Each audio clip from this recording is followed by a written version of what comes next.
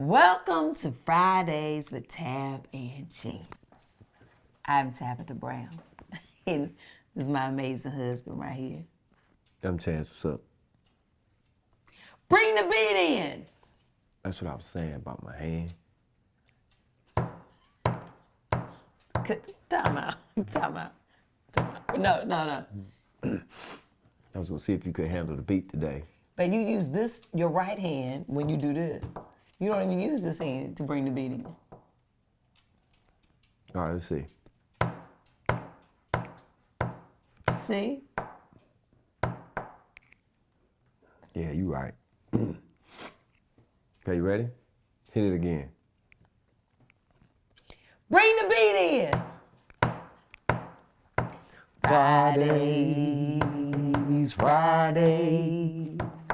Fridays with Tab and Chance. Ba-dum-bum-bum. Fridays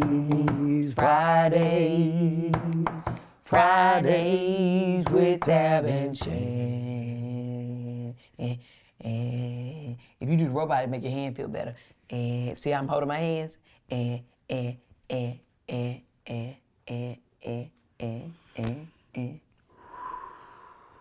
you want your hand to hurt, that's on you.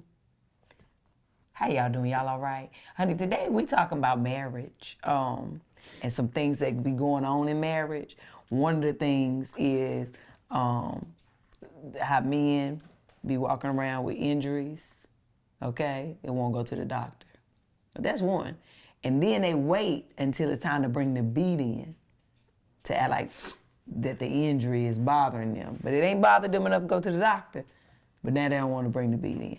I'm not talking about anybody here. I'm saying I've heard that this happens in some people's marriages. We know you ain't talking about nobody here because I don't have a problem with going to see a doctor.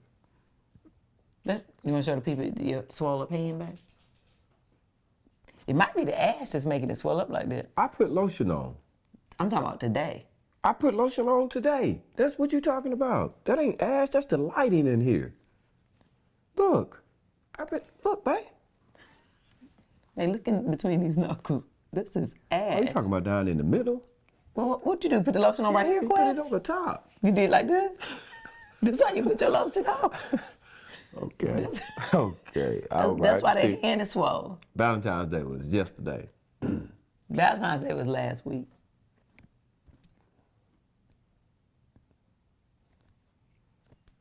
But the love is gone.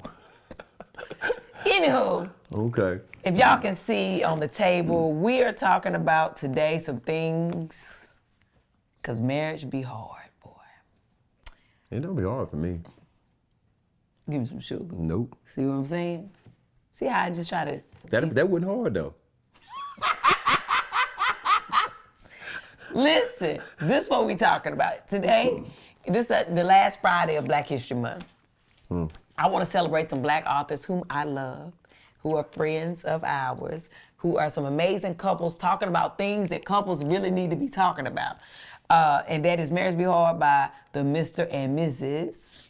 Kev on stage, Kevin Fredericks, Melissa Fredericks, and then these your favorite peoples right here. Yeah, my folks right okay, there. you want to introduce this book? Go ahead, you got it right there. It's Kadeem and DeVale. My folks, like good peoples. You see how, you said their name, but can you say the name of their book back? We over me. Y'all see how he cutting up today? I like that. Only because I said something about his hand, and he didn't want you. He didn't want me to tell him he need to go get a hand checked out. Cause I don't need to go get my hand checked out. How long your hand been swole, babe? It's been sore. How long has your hand been swollen? For about a week. And what did you do for it to swell up? I think it was when you Here come the lies. You be sleeping on my arm and cutting off my blood circulation. Babe, you lying. More. Look at the forehead. Y'all see the lines, the lies in the forehead? You see the lies in the forehead? Lying. You need to get the hand checked out. So anywho, let's talk about Marriage Be Hard. I did a little blog right here, a little blurb as they call it. And I said that Kevin and Melissa are not afraid to tell the truth, right? And they had me at chapter 1, which is expectations be hard. But this book ain't hard to love. So I say we open it up, and wherever we open it to, we're going to talk about it. Oh, wait a minute. That one say parenting be hard. Then the funny thing about this is I opened this one just now, and I had opened this one. I don't know if it's going to open to the same place again, but it was chapter 10, I believe it was. And it said, kids ain't first. Yeah. And so let's talk about that for a minute. Because I think that, when you get married, we come first, right? Like, it's he first, me first. Sometimes people, when they have their kids, they think them kids come before your spouse, but that ain't the case. No. What? Kids don't come before me. But did you have a hard time when I had choice? Remember that? You was a little jealous of the time. No. You missed us just being me and you for a little bit. Oh yeah, absolutely. I love my kids, but we had kids so quick. Yeah. When you think, it didn't feel like it in the moment because we was, We'd only been together for. Yeah. Well, we had been together for a couple of years, but. Yeah, but you don't realize what a couple of years is when you look back at 25 years and you like, man, we was only together for 4 or 5 years before we had kids. Hey, what they so say? The majority of our relationship has been with kids. You get what I mean? Well, you had it. So you kind of. When we even got together, you was already a father. Yeah. So but you started to value those times without them. You're like, man. And then when you see what the things that you kind of took for granted, just not having to concern. Yeah. The simplest things. I mean, when you can have a day in the middle of the day and you can go to the movies. Yeah. Without, do the simple things. Yeah. To answer your question, when Choice was born, it was a time where it was like, man, that's gone. Yeah. But we figured out how to balance it. I think that's the thing that people have to do. They got to figure out how to balance your kid life, right? So you got to take care of your kids, right? They are a priority. They just shouldn't come before you and then your spouse, so that y'all can show up and be the best version of y'all for them too, right? And you want to be able to. I like to think that I'm leading by example too. Yeah. So that Leah, Choice, Quest, they know that. Listen, I feel like it's a successful path, and they'll be able to see, when they get married and find that person, what's the better method to a happy household. Yeah. And, if you start, slacking off on the other person, you're going to have some issues. Right. But listen, when I say get creative, right, with your ways, there's ways that you can, get creative. Like we used to love going to the movies and stuff and having our little moments before we had kids and stuff, to take up our schedule. And so then, when them kids start going to school or daycare, it was like, hey, on this day, we ain't neither one of us going to work. Yeah. I don't necessarily mean call out, but if that's what you got to do, that's your business. Or take a vacation day, right? And then we would have our day dates, which we still do now. Yeah. So while they at school, we go, to the movies and have our little brunch dates and things like that, and it works great, right? Yep. All right, very good. All right, you open up one, and so we're gonna go to another thing. Today is all about celebrating these amazing books and the things that that they're talking about that we all can relate to.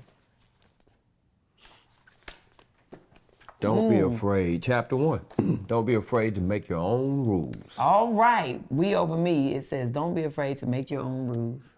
Now, without reading this, I can tell you what that means to me. Yeah, that's what we we kind of talk talked about it.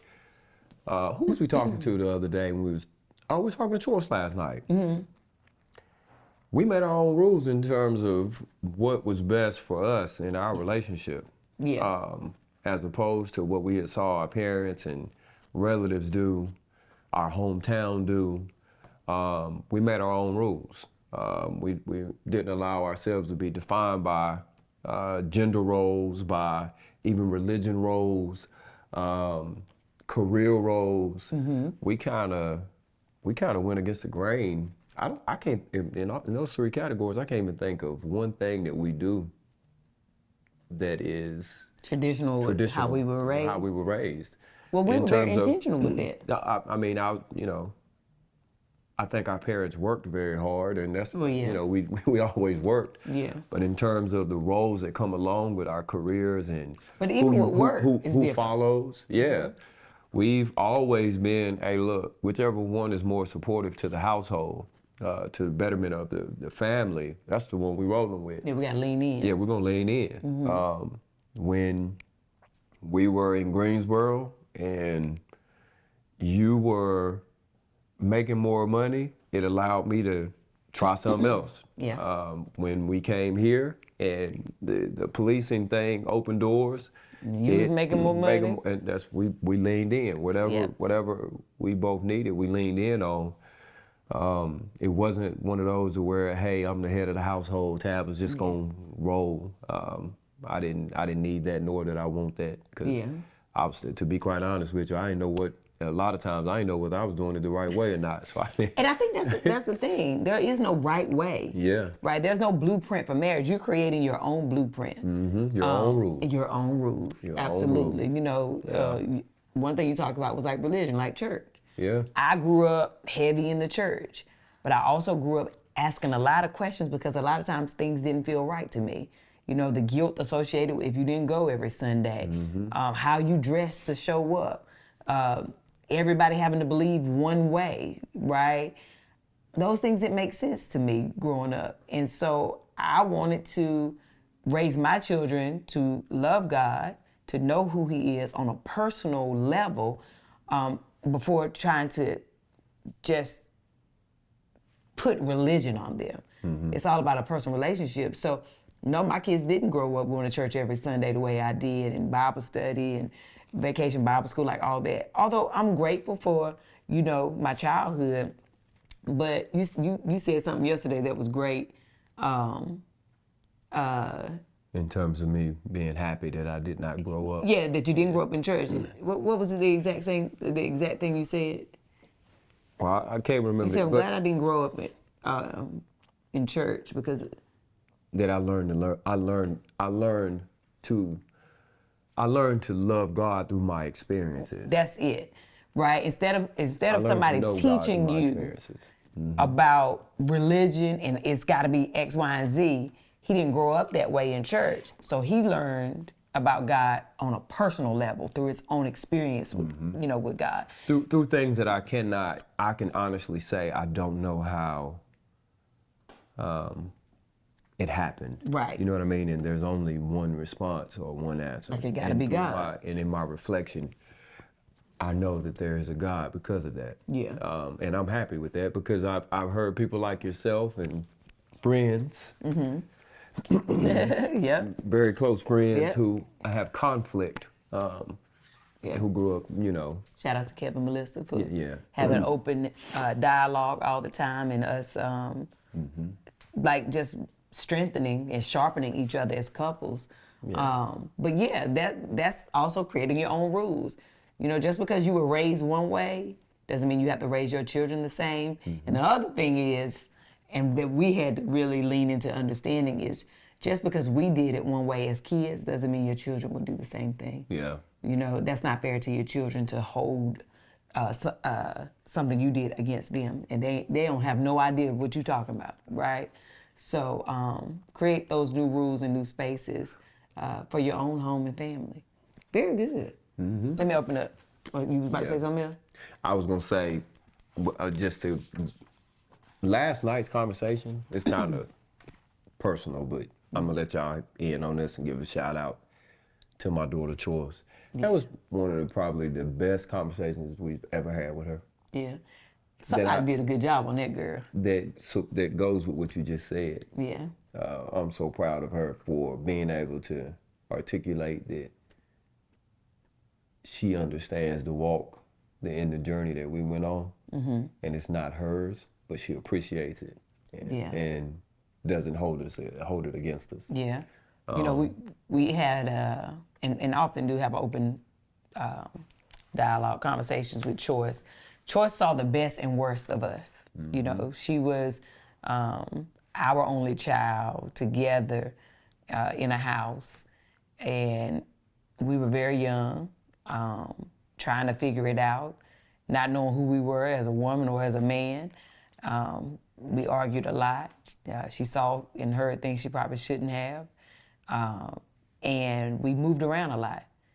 And she, as parent guilt happens, you know, we think back sometime and we feel bad about some of the, you know, things that she didn't get to have traditionally, you know, childhood like we did, right? Because we had to move. Sorry, my phone is ringing. But she made us understand that, like, she get it. You know, now she's 21. She's like, no. She was like, first of all, every time we moved, I didn't really understand why, but I knew that y'all was trying to do, like, something better for us. She was like, but I used to have fun every time we moved. I was like, oh, I'm gonna get a new house. I'm gonna get a new room, you know? So,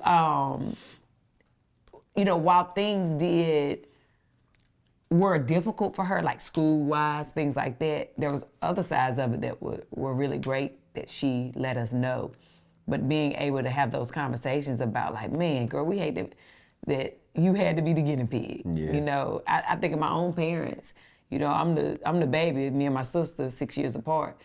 And I know my sister saw a lot of things that she probably shouldn't have seen and went through a lot that because my parents got older and wiser when I was growing up, that I didn't have to witness. The same, that's what you were saying, you know, about Quest. You know, he's 10 and a half years younger than Troy, 16 years younger than Leah. He getting us at our best stage. You know, we're more patient, we're more wiser.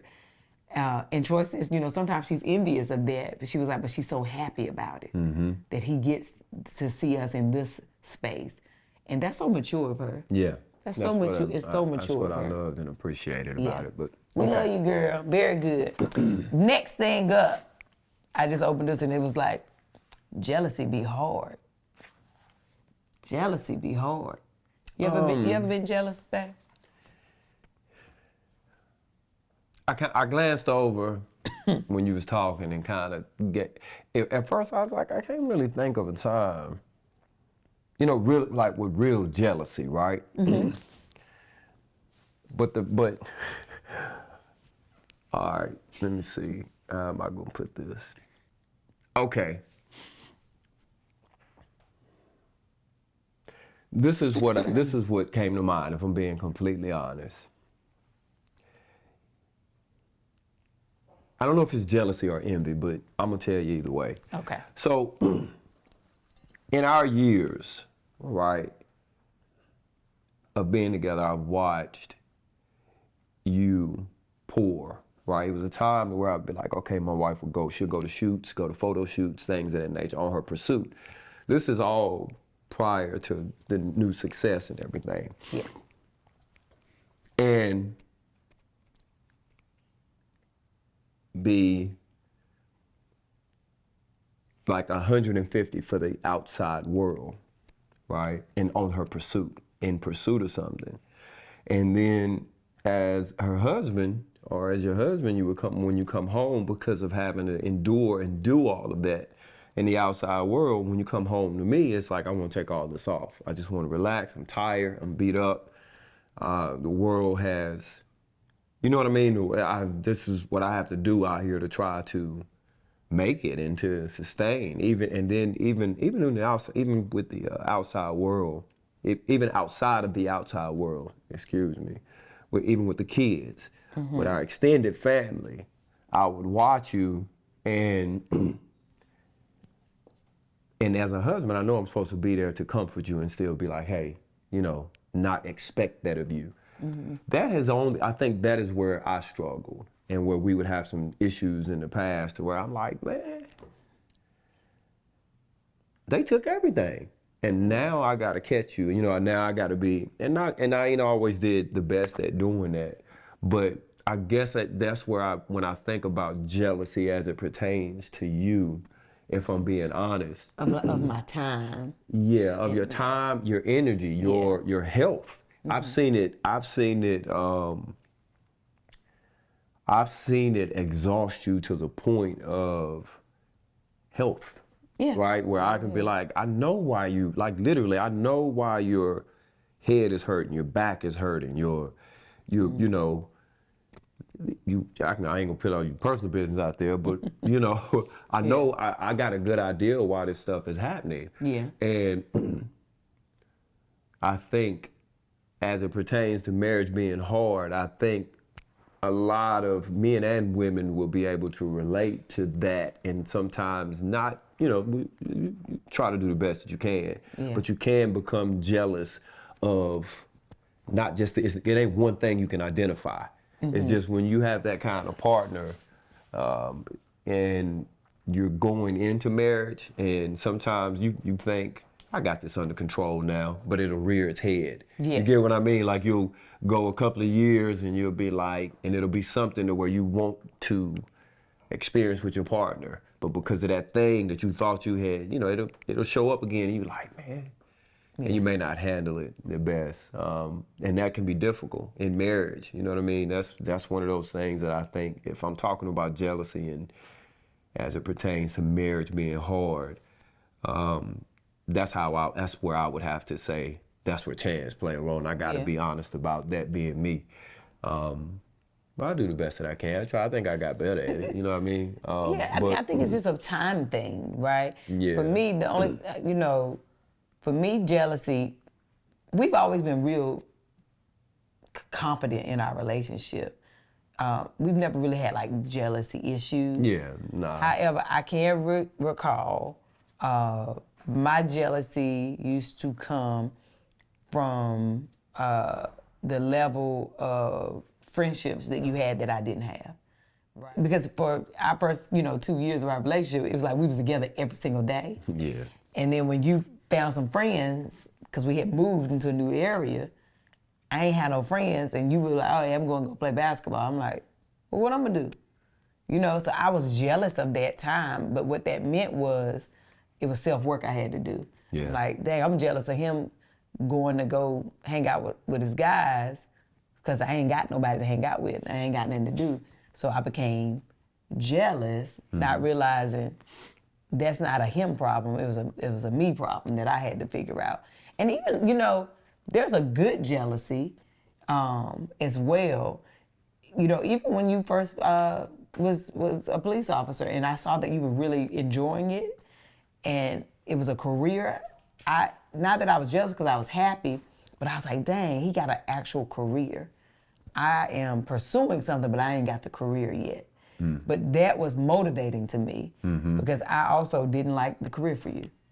I was like, I'm gonna get him up out of there.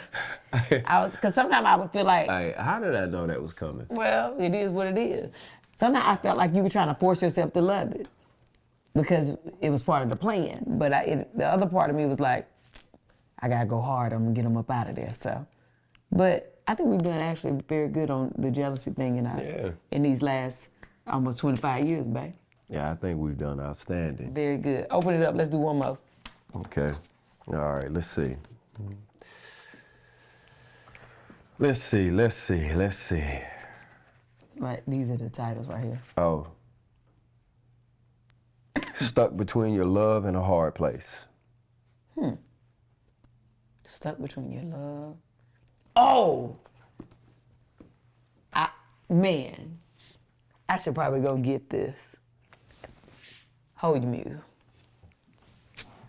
So when I was in Miami last week with my daddy gave me this letter that I wrote to him in 1999. It was right after Christmas of 98.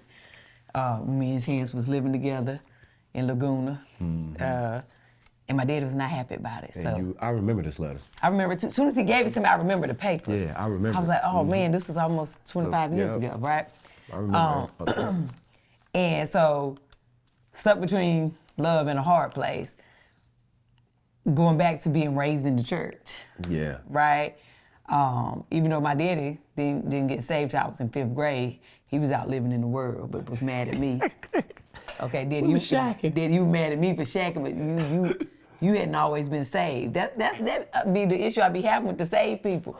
You forget when you was not saved. Everybody ain't meant to be saved at the same time, okay? You gotta let people go live out in the world so that God can really deal with them, okay? Anywho, so my daddy brought me this, and I was stuck between love and a hard place, right? I'm gonna read, see if you remember this. I said, "Dear Daddy, before you read this, please realize that it is coming straight from my heart. That I know I have hurt you in more ways than one, and I'm truly sorry. If I could make it right in the flash of a light, I would, just to make you happy, but I can't. I just hope and pray that one day you'll forgive me and that we'll have the relationship we once had. Daddy, I know that you have done more for me than you've done for yourself, and don't think that I've taken any of it for granted. I cherish each and everything you've ever done for me, and I can't thank you enough. I love you, and I miss you, and I wish I could just see you to be able to hug you, but I can't. But soon I will, I promise. Again, I know that I am living a sinful life." Shacking. With this one right here, okay? "And I now realize that blessings don't happen the same, but that's just the consequence that I have to take because I love them so much, okay? I know that I can do better, and I will. Daddy, there's just one thing I ask of you, and that is please don't lose faith in me and don't give up on me. I promise one day I will make you proud. I never ever meant to hurt you in any way because that's just like hurting myself 1,000 times more. There's been many days and nights that I've cried myself to sleep." Remember those days? Mm-hmm. "Because I knew how much that I hurt you. And there's not a day that goes by that I forget to pray for forgiveness." Because, you shacking. Okay? "Pray for forgiveness from the Lord and from you. And I always pray that God takes the pain I've caused you away. Daddy, I'm so sorry. I never thought growing up would be so hard, but I guess I wasn't supposed to know. Well, I also know this was our first holiday not being together, and it really hurt. But I pray that I will never have to miss another holiday without my family. I really look forward to seeing you again, and when I do, maybe I'll be rich and famous. Hello there." And then I said, keep the faith. I love you, Daddy. P.S. Keep me in your prayers. I know I don't have to ask you to do that.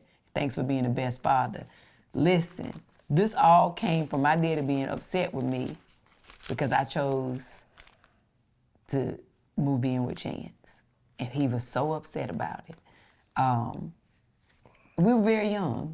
We were 19, 20 years old. And I was madly in love with him. I was madly in love. Look at you. Oh, look at you crying, babe.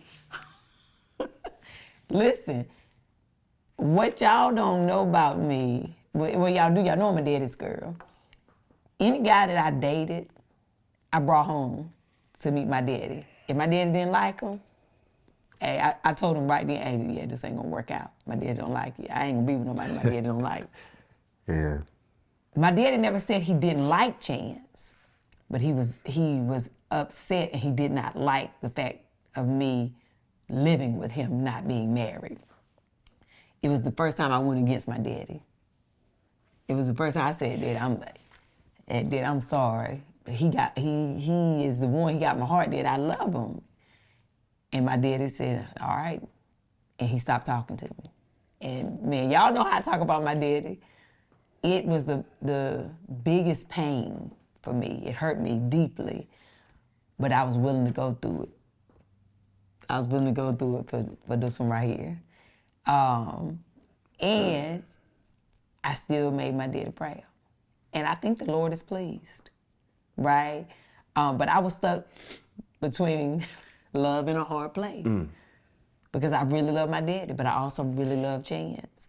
But I also knew that my daddy had lived his life at a very young, I was very wise for 19. As you can, there was a part that I read in there that I realized about myself that I was very wise for that age because I said, I never knew growing up was going to be so hard, but I wasn't supposed to know, right? It goes back to parenting.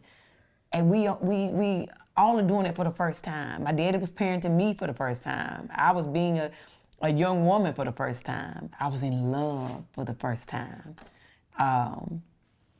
And I was willing to risk my relationship with my daddy for this man. But it felt right. And I was right. And here we are. I rekindled my relationship with my daddy. I married this boy I was living with, because that's how my daddy said, you out there living with that boy. I married that boy, didn't I, Daddy? Who happens to be my daddy's favorite person. He be like, man, you the best son-in-law I got. But he the only son-in-law you got too. He loved Chan. My daddy loved him more than I do, okay? And I made you proud, Daddy. And on paper, it might look like I'm rich and famous. I don't know. After I pay my taxes, I don't know. But we're doing all right. So, yeah, we've been there. You want to share a time? You can't do it. You done, baby. I'm done. I love you, babe. See how much I love you? You know, I got lipstick on you. Why you had to bring that letter in here? I told you he gave it to me, though. Nah. I didn't tell you. But as soon as you opened it, I remembered it. As soon as I felt the paper, it's like I remember sitting on that bed in Laguna and writing this. I also remember how bad I cried that Christmas because I had never been. I will comment on it. Yeah, go ahead, babe. I will. I remember being upset that he was upset and that your feelings was hurt because I was young and I had not experienced what he was experiencing.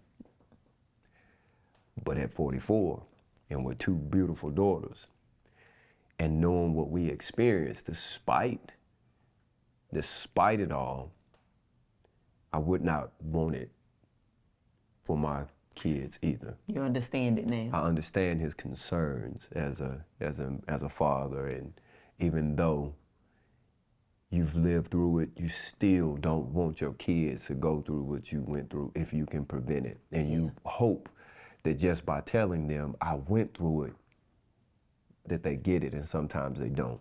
Yeah. I understood it. I understand it now, and I remember having a conversation with him and being pissed off that he was pissed off. But again, I didn't have a father. It felt like an attack on you. It felt like an attack on my person. Yeah. And looking back on it, it was a legitimate gripe. Yeah. So I don't want. I felt the need to say this because if there's another young Chance out there with a teenage boy who has had a child and has not accomplished anything, I need you to understand the father's perspective, how he's looking at it. And it's mostly driven by concern, legitimate concern. So, yeah, I do remember it. But, And also, to Chan's defense, it was my idea, Daddy. Yeah. I'm the one that talk. Hey, come on with me.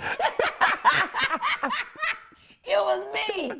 Daddy, I was the one lusting for him.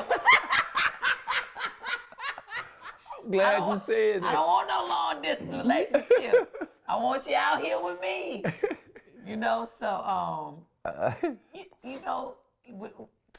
To what Chan said, the other part is if you so happen to have, young adult children who find themselves in love, you also got to let them figure it out. Mm-hmm. You can offer advice, but I do suggest not turning your back on them, but trusting that you've done your job. Because, Daddy, you did your job, right? I never stopped praying. I never stopped keeping the faith. She even got this old boy here to start praying. Sure did. We started praying together. Yep. He ended up getting baptized. Mm-hmm. Trust you've done your job as a parent. And let them kids be kids. So, hey, listen, that's going to be it for now. But I want y'all to go out and get Marriage Be Hard by Kevin and Melissa Fredericks, and go out and get We Over Me by Kadeen and DeVale Ellis. These books spark great conversations. These are Black authors. They're married couples who've been together for a long time, who are doing amazing things. Good example. Good examples, but real examples. We oftentimes talk about we don't have good examples. Yeah. You don't have that excuse anymore. Yeah. You know what? Hold that book to the side of you. Right, like right there. I think these three couples, they look like a tour or something, don't they, babe? Hey. Because we literally, like, they churchy. I grew up churchy, Chance did not, and I don't think either of them grew up in the church. Don't like put them, but you don't know. Don't put them, you don't know. They're not churchy. Right, but you don't know. Well, I'm saying based on what they post and stuff. Okay, I'm just saying that. But wait a minute, that ain't bad because you ain't churchy. I mean, I'm just saying. But you holding the book, so they can't be churchy if you holding the book. Y'all ain't. Hey, you know I love them too. Yeah. My people. But no, I'm saying that's a good balance. It's a good way. Like it's three different perspectives from marriage and couples. I think that might be a little something we might need to put together. But until the tour, Get the book. Kev, Melissa, y'all got to come on Fridays with Tab and Chance. Kadeem, y'all got to come on Fridays with Tab and Chance, okay? If not, we gonna come find you. And these books ain't gonna stop y'all from getting these skibbity paps. No, I'm just playing. Hey. No, but for real, y'all come on the show. Let's get it. That's it, babe. That's it. We love y'all, honey. Very Bring good. the beat in. Sometimes marriage be hard, but when you find the right one, Friday. it be easy like a Friday morning. Friday. I know the words is with Sunday, Tab but and it's Fridays with Tab and Chance. Chance. Y'all going about y'all business. Have the most amazing day. But even if you can't have a good one, don't you dare go mess up nobody else's in. Love y'all. God bless y'all. See you next time. Thank you for watching this episode. And you can watch more conversations like this by clicking here. And if you haven't already, please remember to subscribe to the channel. And you'll be the first one to know when we got new episodes. Very good.